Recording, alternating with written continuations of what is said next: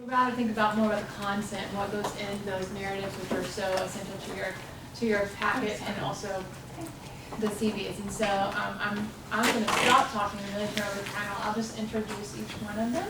This is Julie Reid, Associate Dean of College of Arts and Sciences. Jacob Breland from the College of Business. And I suddenly don't know which school or College of Business. Management, the only one that matters. Frank Heitmuller from Geology and College of Arts and Sciences, and Bonnie Nicholson from the School of Psychology and College of Education and Human Sciences. All right, I turn it over to you. Thank you. I guess I'll start. I guess it's on the end. I'm just going to start by mentioning that I think this workshop came out of maybe like talking to a lot of people. You know, we've all gone through the process ourselves, and you know, for some of us it's been a while, but I think many people, we haven't been in a position to present our CV or present our work, in particular, you know, the kinds of things we're supposed to show in a way that's going to be very closely scrutinized by a number of people, particularly people who may not know you, people in another field. Sometimes, you know, disciplines have their sort of own way of doing things, and this is one time when you have to make your CV talk to everybody. And so I thought this was good, and personally, I've over the years seen many sort of CVs that you were like, ooh. And, you know, maybe I know the person and I feel like, man, they're really not represented in their CV. And I'm even reminded of once in our graduate school, apparently one of our, this is just an anecdote, the professors looked at the CVs of people who were on the job market, and they immediately said, no one is allowed to put their CV in public until we review it first, because they felt like it did not represent well them. And but the thing is, they've never given us a class on this, and you kind of just like look around at others, but many of us maybe have not had a chance to look at an actual dossier that goes up from PNT, and that will be one of it. But when we met earlier, we kind of thought about, well, I'll leave it to Jacob, he came up with this, he's very alliterative, thinking about preparing your documents in 4 parts: plan, predict, partner, and prepare or package. So with that, I don't know, do we want to start in any order or just jump in? You want to take the first one? Sure. Yeah, so like Julie had said, we try to organize some of our feedback or our advice in these 4 areas. And so the first is plan. And so I'll just kind of go through a couple of points. I feel like it might be helpful to say up front that we hope this is going to be a discussion and invite lots of feedback and questions from you along the way. If it's not already obvious, we have some loosely organized thoughts that we'd like to share with you, but we really were here to offer answers to questions that you might have or make sense of things that might be on your mind. So please jump in throughout the time and make this as useful as it could be for you. So think about what questions you might have. In thinking about planning ahead, I realize you're at the point probably now where planning probably already should have happened, right? A couple of things though to keep in mind, and I know this was something that I've been here, this is my, going on my something, 17, 18 something year. And one of the things I realized after the first several years was that I needed to get a lot more organized about how I was going to maintain my materials, and maybe you've already reached that insight yourself, because once I started being organized about saving all of my teaching evaluations and my annual evaluations in a particular place and being able to go back to them when I was pulling together my promotion materials or tenure materials, to planning ahead for those kinds of things is useful. As you're thinking a little bit about how you're going to package your information in terms of your narrative, though, you might want to go back through your annual evaluations and be thinking a little bit about ways in which you might have addressed feedback that you've gotten over the years, or want to re-summarize some important points from your annual evaluation materials. If you do some of the work for the people who are reviewing your materials, that actually gets you a few points. And there probably are some things that might get lost in your annual evaluation, feedback, or other pieces of your materials that you want to make sure to highlight. And so as you're organizing your materials, go back through and think a little bit about what's the story that you want to tell about yourself, and how have you grown and developed over the time that you've been here, and how is that reflected in some way by your personnel committees or by your directors in terms of the types of feedback you might have gotten on annual evaluation. Think a little about in terms of your long-term research plans. So rather than just summarizing, like this is what I have done so far, think a little bit about how that fits into sort of the big picture. So where are you hoping to go? How does this kind of help you position yourself for whatever your next steps might be? And so past, present, future kind of a focus instead of just focusing on a summary of your CV. And, or we. No, go ahead. Related to this, some of us had talked about how, when you're going up, particularly for promotion and tenure, if you're going up for both of those, it's not just about proving sort of what you've done, but also making a statement about who they think you will be if you get tenure and you stay here long term, and kind of showing that trajectory. So not just like, I published this, this, and this, but we all are here as representing, each of us, some kind of a specialization in a discipline and expertise. And so you want to, I think, ideally sort of show how your work is tied together, how they're going to be part of a larger direction or trajectory in your specialization and in your career. Just my little 2 cents I'm adding. Anybody else? I think you got it. Okay, so that's plans. Is someone else going to do predict? Sure.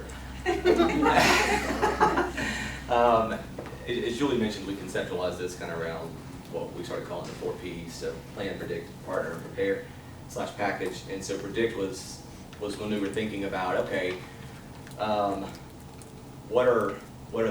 what challenges might you run into over your time here as you're preparing your package and as you're working on your research and other activities, and to be really mindful about what the standards are at the university level and at the college level, and if your school has specifics, to be sure to incorporate those.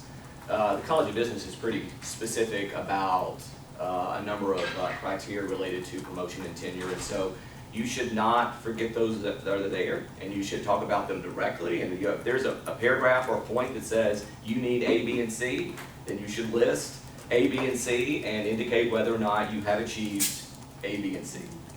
And I think the part of that predicting is understanding who your audience is. So maybe you've been doing annual evals and you've been submitting these, your CV and listing your publications and such. But you're doing it typically, at least for people in a related discipline who are in your school, at least, and they maybe also know you.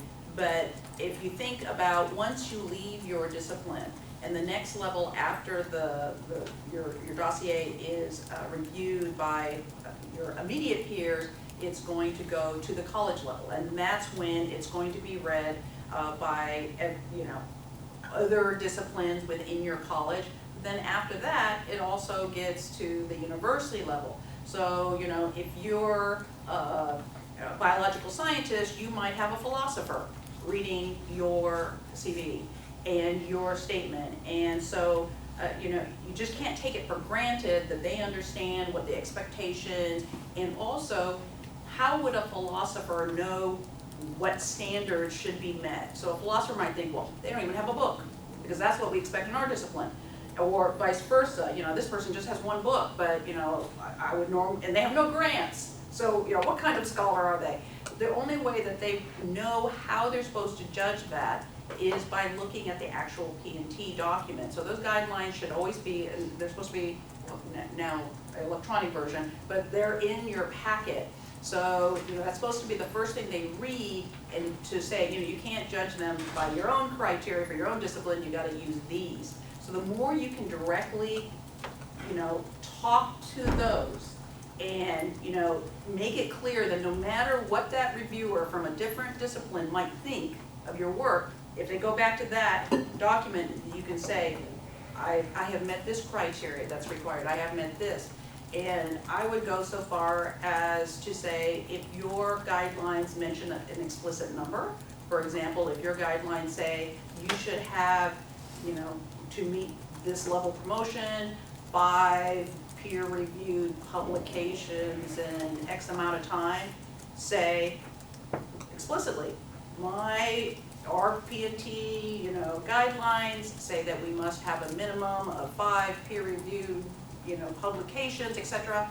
I have had 7 peer-reviewed, or, you know, I have had 4, but, you know, and don't try to fudge it. Like, you know, pretend the document didn't say 5 and say, maybe if I don't say anything, they won't notice. Address them very, very clearly. Those are the ones that, when I've read dossiers, that I don't feel like, I'm not sure if this counts, let me double check. You know, the fuzzier it gets, you're not doing yourself any favors. But when they present it right there, then you feel like, oh, this person seems confident, they seem sure, they knew what the expectations are, and they're explaining how they met them. So I think if we had like a slogan for this part of predict, it would be assume nothing.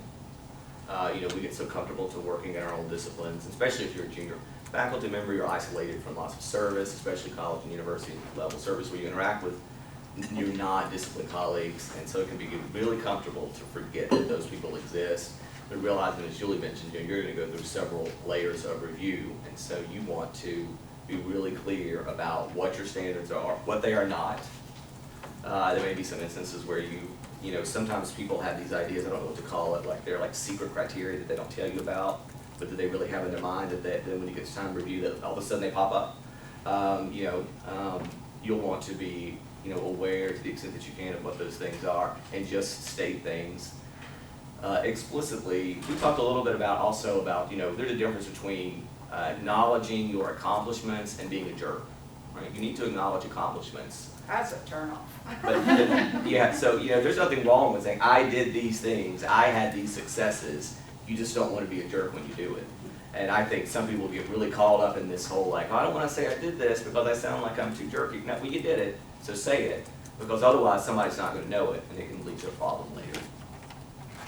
I think the other thing to mention though is that I think there are instances where if you as you're predicting what kind of evaluation you might get from people, you might also just be predicting concerns that could come up, and so be careful about, you know, addressing some of the sort of non-written rules in terms of what your letter may say, and be careful about not making excuses for like, oh, it was too busy, or my director is this, or right, my classes were that, or this thing happened, or whatever. Be careful about sort of balancing out like an explanation for how you have come to be this person, right, and what that has looked like, and not and taking responsibility for your accomplishments, but also owning the reality of where you are at this point in your career, right? And so I think I have read letters from time to time where there's a couple of sentences in there where somebody's like kind of digging at somebody else, right? Like, oh, this If I only were given the opportunity, right, yeah. I surely can. But I'm like throwing your director under the bus or something. I'm gonna buy you. Just be careful, right? Yeah, be careful about that. But sure. we also talked about, I mean, I agree with Bonnie for sure about that. You know, there's a difference between making excuses and contextualizing your lived experience, right? Yeah. Contextualize your lived experience. Don't get caught up in making excuses that are excuses rather than realistic context. I kind of hopped in. I didn't go to the meeting actually for this the 4 P's that we're talking about here: planning, packaging. I was on vacation. But he offered so many other awesome things. Yeah, I jumped in on specifically when it comes to the cover letter, and we'll talk about that in a little bit. But be keeping in context what we just mentioned. When you do have, let's call them extenuating circumstances, if there is something of that nature, something serious, that you should, and this kind of gets into the partnering part of this, you should be meeting with people in your school and your director and others that have an institutional knowledge of those circumstances, to where it's not just you saying, you know, something happened and this didn't go right, but you've got a partner there that will advocate for you should that be a very real extenuating circumstance. And they shepherd your dossier through some of the various meetings. And so I don't want to say that this is an opportunity for you to kind of conspire with this potential shepherd to say, hey, can you maybe, you know, kick in this for me, how this didn't work, this publication didn't come through, if it's just for the fact of the matter that it didn't go through. But that if there are some serious extenuating circumstances, that should be your person in addition to your letter to advocate for this along the way, even though you're not there. So, you know, you want to think about that partnering in terms of making sure everyone is on the same page, that the information in your letter that is accurate is also reflected in the person or persons that are kind of going through step by step with your dossier all the way to eventually the provost and the president, of course. And again, I don't want to make it sound like this is an opportunity for conspiracy, you know, kind of, hey, help me out here, but you've got a partner, you should have a partner to help explain those very real events sometimes, so. I think it would be here if you didn't. I mean, you know, when we talk about partnering, we're really talking about the social and political processes that are real. You should not think those things aren't real, because they are and they matter. And that whole, we talked about like formal mentoring, some schools have those, and so, you know, junior faculty will be assigned someone to help, and then, but if, whether you get it assigned or not, find one on your own. There are people who will assist you, there are people who provide feedback, and we talked about this from both sides, or at least I was especially interested in this. You know, find people who will help and give you accurate information. And then also, you know, those people who, you know, aren't thrilled about your candidacy, talk to them too. Because you can learn things from those folks that can be useful as you construct this dossier for eventual submission. And I think, you know, like, I didn't know, for example, is it appropriate to look at other dossiers? I thought it might be some, you know, it's like looking at the test before you take the test or something, and then someone was like, oh no, they have them and you can look at them. So I was like, oh goodness. So, you know, I think we agreed that talk to someone, maybe your director or your mentor, maybe they know who's done a good one, because just because someone gives you one doesn't necessarily mean it's a good one. So they might say, this one would be a really good one for you to look at. And if you approach this person, and hopefully you have a good relationship with them, and you can say, I heard you had a very good dossier, and I was hoping I could look at it. And it's very informative, I think, just seeing a real life model. Yeah, but I had seen, you know, especially the paper ones, I found that to be really useful. I know now it's electronic, so it's a little different.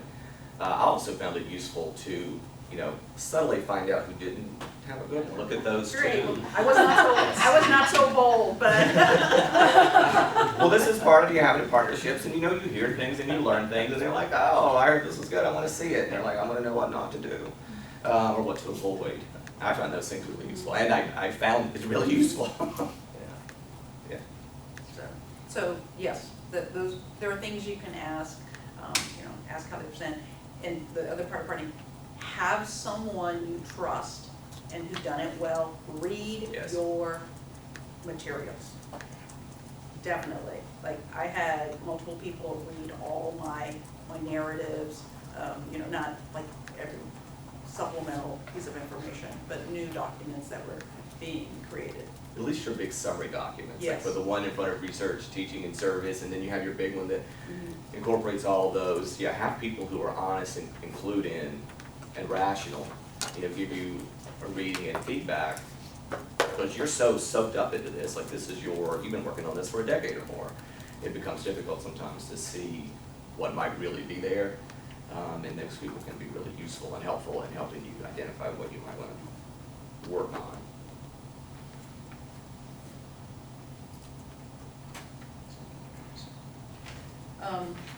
Can I ask you a question? Yes. I'd be interested, I went through third year review and I'm applying for tenure and promotion, but I got like 0 feedback from third year review. So I'm really surprised to hear you guys saying, I mean, other than me asking someone to look at something, no one said your package was this, you should have formatted things like this. Oh, yes, that's why you have to ask. Mhm. Like, no one would have told me anything until, like, I was going up at the same time as someone else, and they're like, oh, and I got to look at so-and-so's dossier, and I was like, what? I So- did that ahead of time, but I Yes. mean, just my own, I never got feedback on my own. But you saw how the votes were? Yeah, but that's, Yeah, that's pretty there's normal. many subtleties within the Yes, packet that. yes, that's, I think different schools may have different rules about how that might go down. In psychology, someone will look at it for you before you submit it. And so they'll give you feedback and ask you to make some edits or make some recommendations about how to, prepare something differently or restate something. And so you might find a colleague, and I think finding the right kind of colleagues is useful, and say, here's kind of the thing that I hope to submit. What sort of feedback would you have about this? that, and I think what you're saying, though, I think that's, certainly there might be exceptions, but in my experience, that's pretty normal. It's like people maybe are a little nervous, they're going up for third review, and they pass, and maybe it's unanimous, and it's just like, phew, oh, I guess it was all good. But you don't actually know. Was it like 10 close call yeses? Was it 10 absolutely, or maybe even if it was split, it might have been 9 people who were like completely excited and just one person who wasn't. Usually you might know who it is in that kind of case. But so if you, after the review, I would say if no one comes to you, because that's pretty normal, and they're just like, oh, well, you must be relieved now, you made it, to ask. Well, I mean, like you apply for a grant, you get feedback. It would be nice. It seems like some feedback could be given, a reviewer statement or something.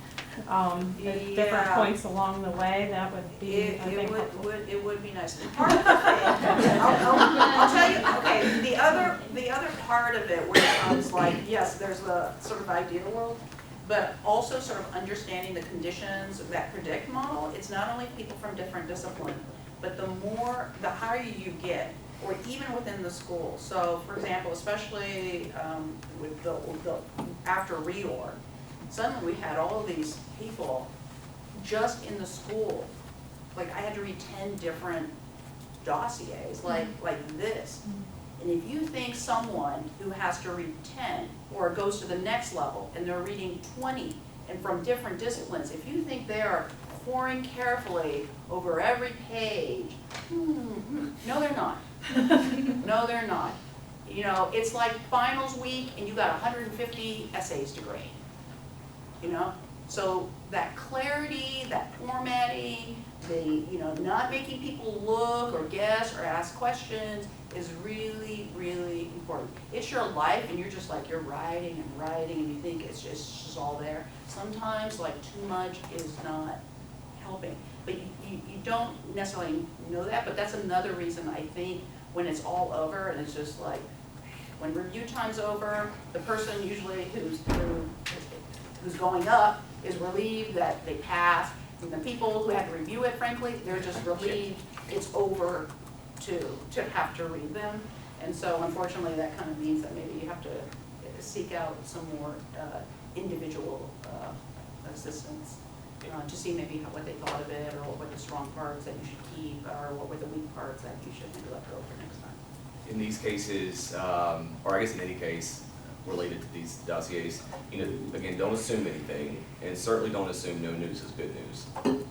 It could be that it's not good news at all, but no one wants to tell you, which is shitty. But it happens, and then it becomes your job, frankly, to go and take control of it and ask and learn what you can in those situations.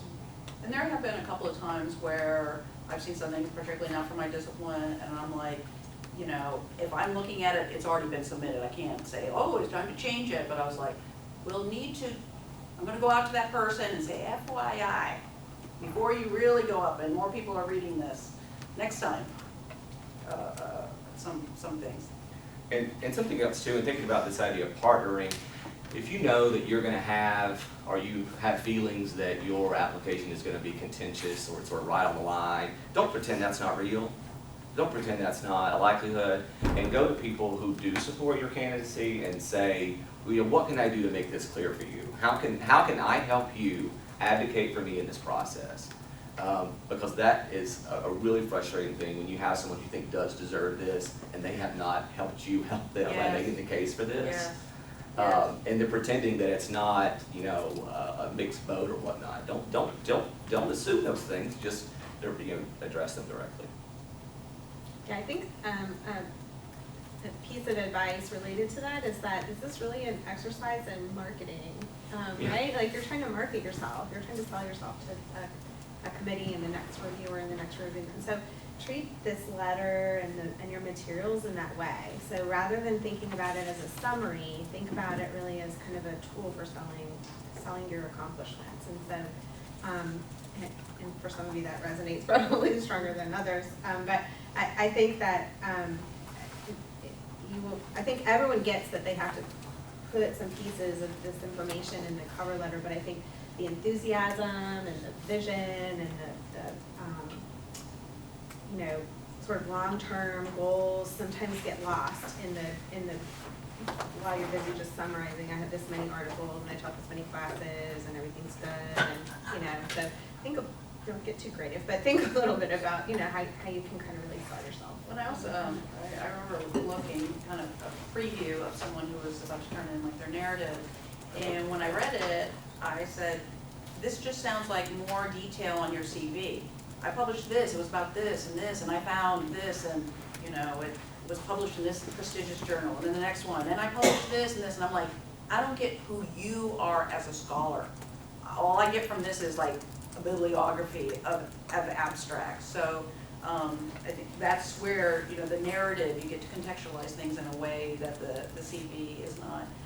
I also mentioned in part of the packaging of it, and this, which is also related to predicting, there's a lot of standards, like conventions in terms of what a CV looks like, you know, like even spacing, nice, I mean, it sounds like so trivial in the context of like the work, but nice font, easy, good spacing in between categories, clear headings. I mean, I always remember, you know, in terms of like, if you've ever, I'm sure, like reviewed some articles, manuscripts, and you think like, you know, it seems to wander from here to here, and you can't follow it. And I always think of like headings as signposts. And that idea of, for example, people are reading it very quickly. And so, you know, they're not, probably, especially at the higher levels, not gonna say, oh, publications, let me read each title and think about what that meant, and then I'll read this.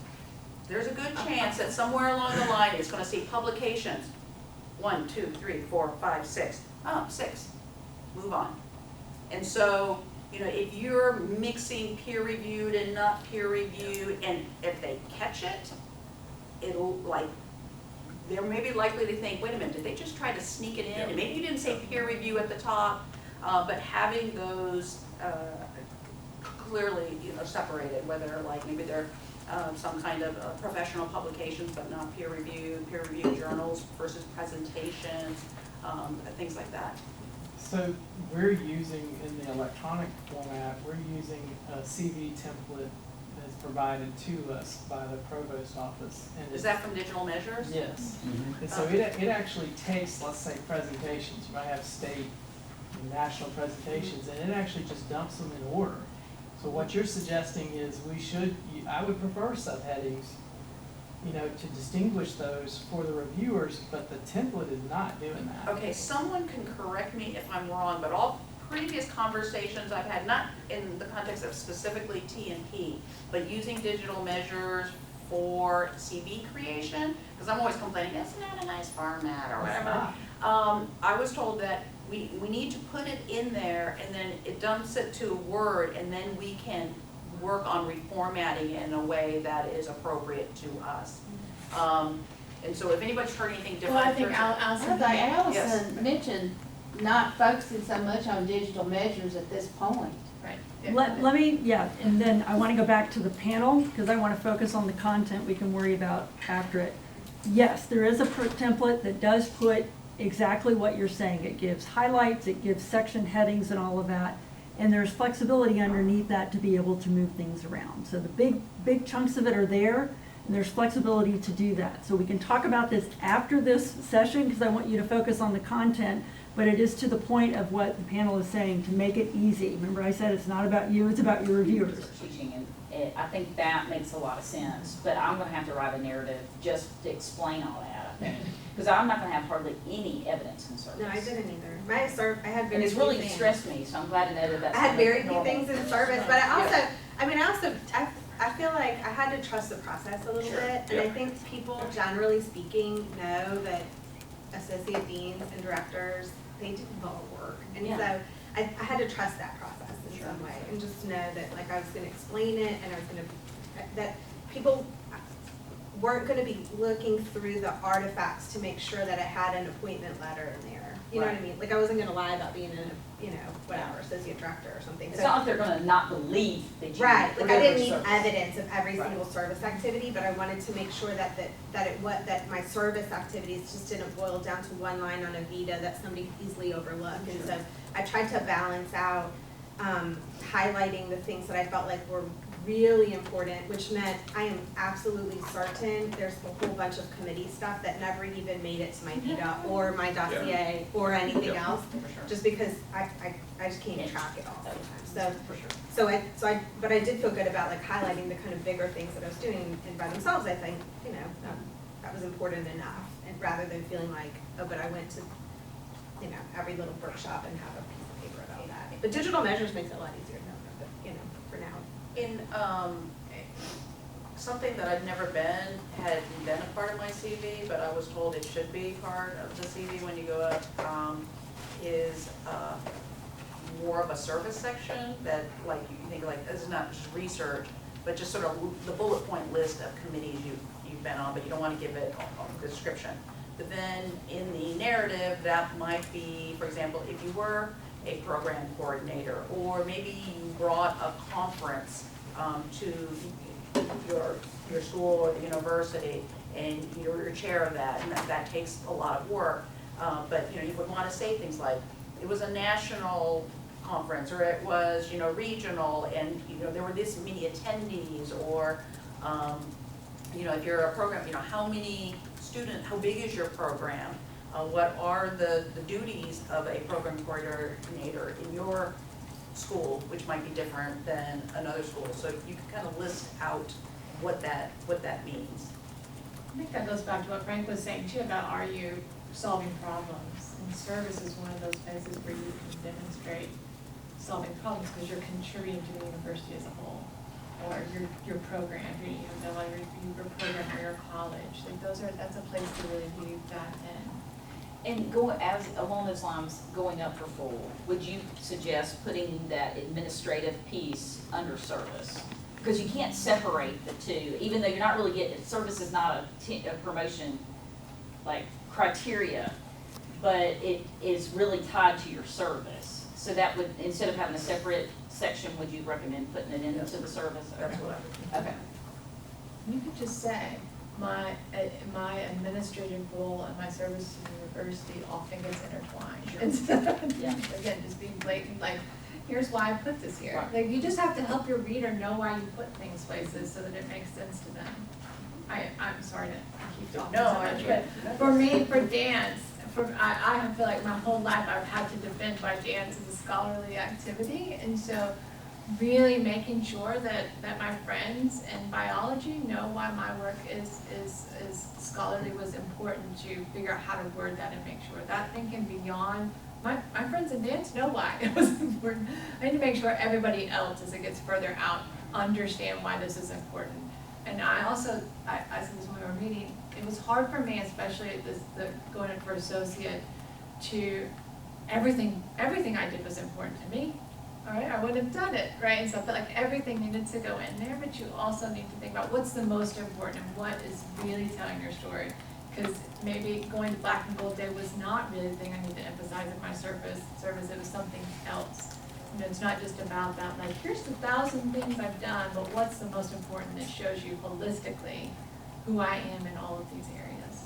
Especially if there's something that didn't exist before you were here, and as a result of what you've done, it does exist and is a healthy, fruitful program or student kind of organization or something of that nature that did exist as a result of you after you got here. I mean, those are the kind of things that I kind of would look for in saying, okay, the person came here and now we have something new that's working really well, and that really helps the decision-making process. I agree that there are some people who make that very, very apparent, that they're the initiator. They made something happen, and I think that's very impressive in the service section. I think it's probably okay to ask for things if you need it. Like, sometimes, I do a lot of service too, I like it, and I sometimes, We're here. That's right. clearly. I forget, like, I'll just forget, like, Frank and I and Kelly and Michelle and others in the room went through this big reorg thing the last couple of years, and we devoted a ton of hours to it, but in my mind, it's sort of over and done, and I'm like, okay, next project. And so I forget, like, I don't, not to like overinflate my importance, but like I forget like how big that was until people remind me. They're like, that was a big task, and these are the things that you did, and these are the hours, and I'm like, that was big. Can you write that down? No, sometimes And- it's just about like That is a- mentioning hours involved. Yeah. But that is a point, because, for example, I was on the graduate committee, and our subcommittee had never really had a lot of work to do. But with reorganization, we were meeting 3 times a week Yeah. throughout the spring semester, which was a significant amount of time. I would mention that, Right. because if you just see committee, is this one of those committees that Yeah. meets once a semester for 30 minutes? Or is this a committee that's meeting every week and then you got homework to do? And Yeah. this doesn't really necessarily apply to you all just yet, but when you're in the point of chairing committees, you know, write letters for these people, whether they ask for it or not. Now they're just putting me on the front for work, but not you, Frank. No, but like, yeah. I need a letter. Yeah, okay. Are you either? No, okay. I'll make you the second one. No, but really, but be mindful, and when people ask, or you realize, okay, this is a lot of work, and have your, you know, ask, you can't make them, but have, you know, ask these people to be like, can you please write a statement about this, and so you can have a representation of that. I wanted to make a comment about the tables question or comment. I think most, again, I'm just gonna speak to what I did. I think if it makes sense for what you're trying to do, the story you're trying to tell, then you use a table. You know, for example, as I mentioned in the College of Business, we have some pretty specific criteria about things like acceptance rate and minimum numbers that we have. And for me, it made sense to put it in a table. That way I can be clear, like, here's the summary of all of these things. Like, this column is all green, this column is all green, like, this column is green with an orange, right? Type thing, so I could just be really easily demonstrate that. And with the subsections, I tried to hammer home the fact that I had checked boxes, but then the narrative is where I try to tell the story. Kind of as Kelly mentioned, like, how does this fit with this, and how, you know, this was going on at the same time as this, and so that resulted in this. And again, if that's the best way, I don't necessarily know, worked out for me, but that's what made sense for me to do in that situation. Sorry. No, I you're just good. lost contact, so I'm trying to. Oh, yes, Basic yes, sorry. question. So I'm going up for 3rd-year review, and I was teaching at a previous institution for 2 years. Came in with 1 year on the clock, so I'm only starting my 2nd year here at USM, but I'm up for 3rd-year review. I know I'm not the only one in this room in this situation. I imagine that is something that I need to talk to my director about how to handle, but I'm also wondering, I'm sure you've read narratives in which people have talked about teaching at previous institutions or work they did there, and I'm wondering how to handle that. Yeah, I think what's really relevant for that is if you were given credit for that time. So the way I would approach it is if you started like as an assistant and you maybe had publications before, et cetera, and I kind of really look at a person, assistant, like you're one. But if they said, hey, we're gonna give you credit for those last 2 years, and so, you know, presumably, like you want any publications you did and things like that to count, so then I think it becomes much more relevant. I mean, I have seen ones where, you know, when someone is talking a little too much about what they did before the clock started than after the clock started. And, you know, someone said to me, and I'm like, that makes sense, is particularly when you're going up for associate, is you wanna see like sort of consistent productivity. So, you know, even if, you know, you're required to do, I don't know, like 7 peer review articles of certain caliber or whatever. You don't wanna be like 3 years, nothing, and then the deadline was coming and suddenly, cause that can look weird, cause it looks like you were quote unproductive.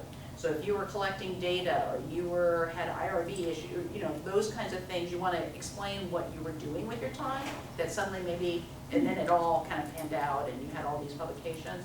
I've heard of even a case though where even going up for a professor, again, because of the different disciplines, where, for example, in my field, if you're doing qualitative research or you're in another country, you literally might be in a field, you could be living in a tent or something, collecting data, and you're not productive in terms of product that is shareable, but like that might have to be contextualized, like in my discipline, I'm collecting, you know, this year I spent collecting data, and now it's coming to fruition, and I'm working on this and this aspect.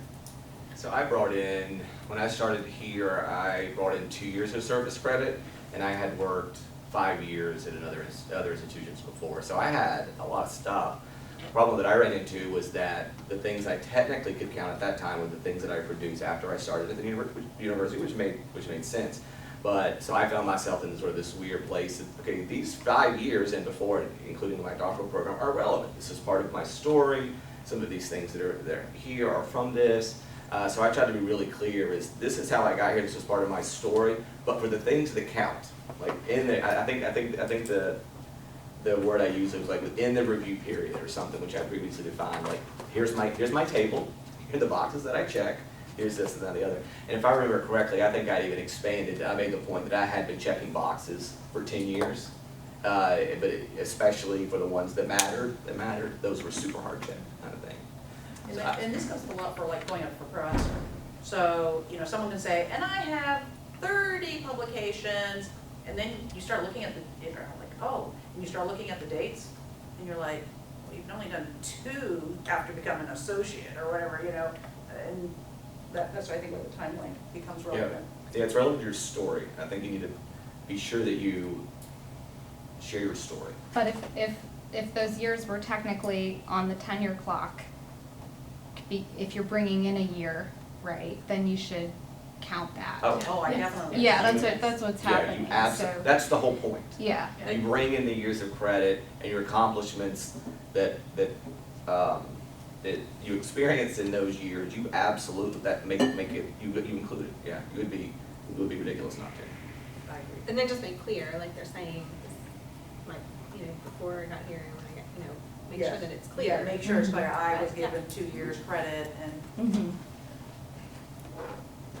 And again, as always, you know, look back at your documents that you have. When I came here in the College of Business, it was our handbook that we had that we approved at that time. It was pretty clear about only your years, or the stuff that you have in your years accounted. Well, it changed. I think after I applied, but it changed to say something like we evaluate the whole thing, which is a different situation.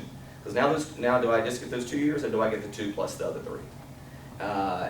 So look back to your documents and see what your college and school has said and what you can relate back to and what makes sense.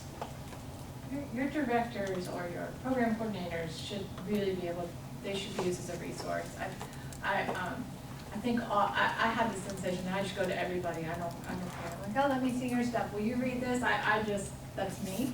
But I'm gonna put myself on the other side of it. I was like, oh, I can see how if I thought that somebody was on my committee and they were gonna be reviewing me later, how I would feel uncomfortable saying, will you look at my materials? But I think that you probably have a better support system than you might think. And just ask people. If they're not willing to do it, if they feel like that's against their own process of reviewing, then they'll say no, and you find somebody else. I also think finding somebody outside your discipline is a good idea, for that reason I was talking about earlier about, can somebody else read my materials from a different discipline and understand it, right? If I'm gonna tell you why making a dance is important in my field, I need to know, does Julie understand it in chemistry? Does not give that to her? Right? Well, the reality is that the majority of people reviewing this will not be in your discipline. Right. So don't forget them. There's this idea that only your school matters, and your school matters a lot. but it's not the only thing. And in fact, you'll need those other people if your school vote doesn't go well, which mine did not, but the rest of it worked out fine.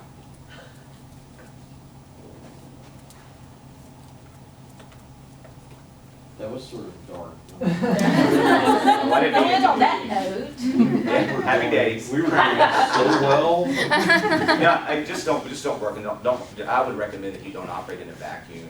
That's a You great know, point. I And, like that. you know, to Kelly's, kind of point, I mean, you all have to make your own way, right? We all have to kind of figure this out.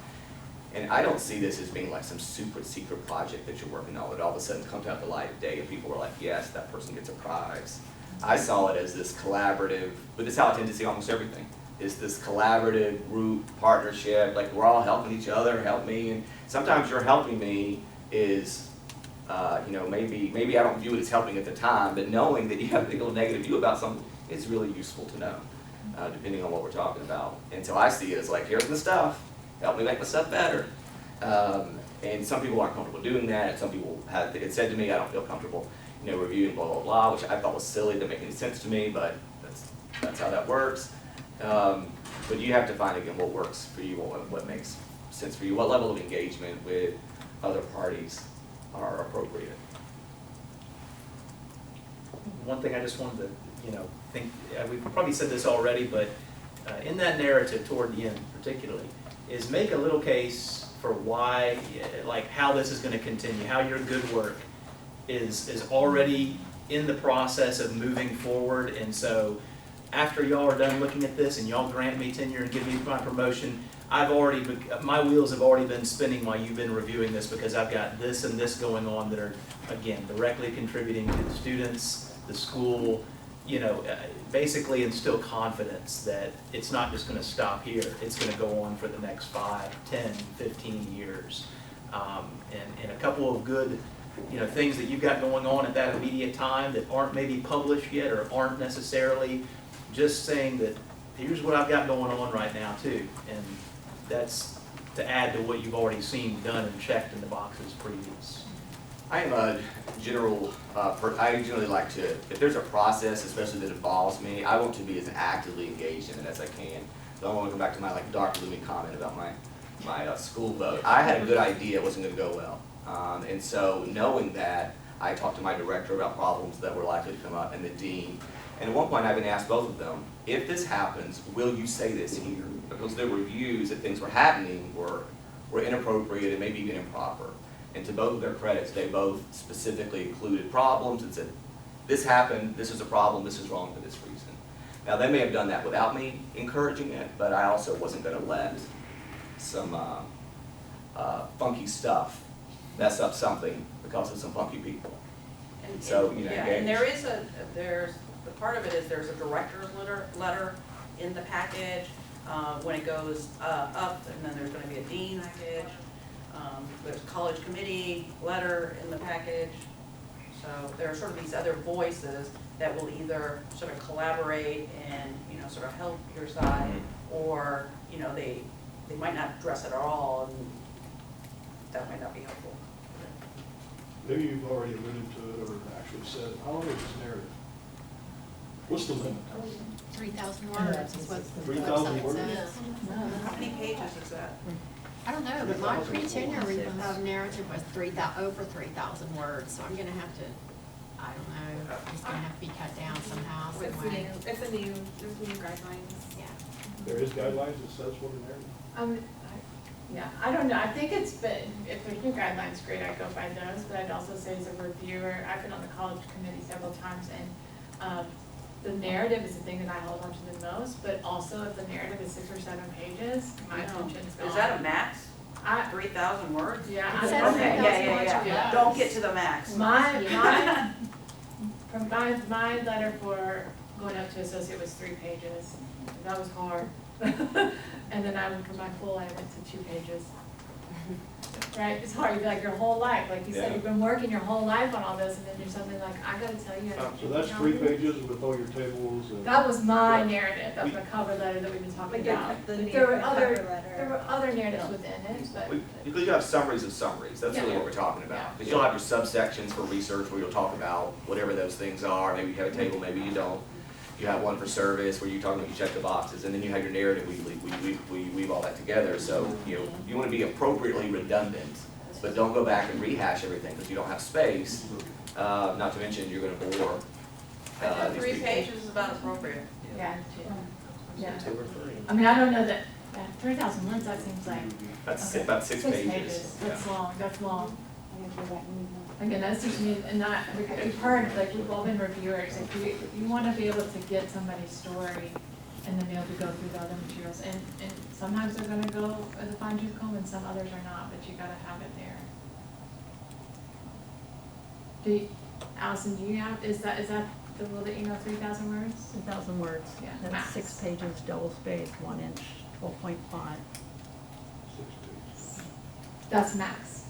This is where it's useful to have people, read these things. It gets difficult, I found it difficult for myself to sort of be like, this was this amazing thing, I need to talk about it, for pages and pages, and really it was worthy of 2 sentences. So it could be useful for somebody to say, no, this is what you need to emphasize. These are the things that go here. And not just one person, pass it around. What other questions do you have?